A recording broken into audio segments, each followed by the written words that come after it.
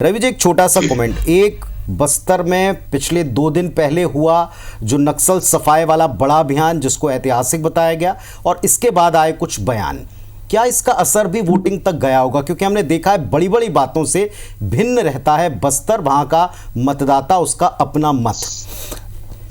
देखिए पुनीत, जो नक्सलवाद जो मामला है ना, ये किसी सरकार विशेष का मामला नहीं होना चाहिए, ये देश की समस्या है। तो चाहे कोई भी सरकार हो, ये इसका समाधान होना चाहिए, ये एक पहली चीज है। तो इसमें राजनीति वाली बात नहीं होनी चाहिए।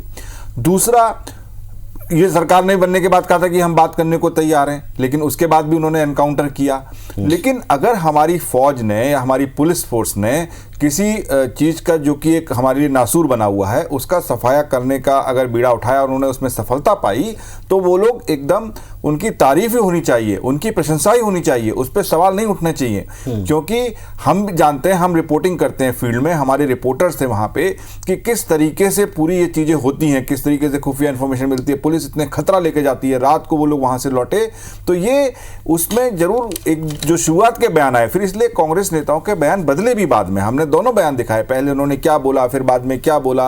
और कांग्रेस तो खुद भी इसकी भुक्तभोगी है, उनकी तो पूरी एक लीडरशिप इससे चली गई थी एक बार, तो वो तो इसके पक्ष में बोले, ये मुझे बड़ा आश्चर्य लगता है। तो इसीलिए मेरा ये मानना है, और इसका असर होगा।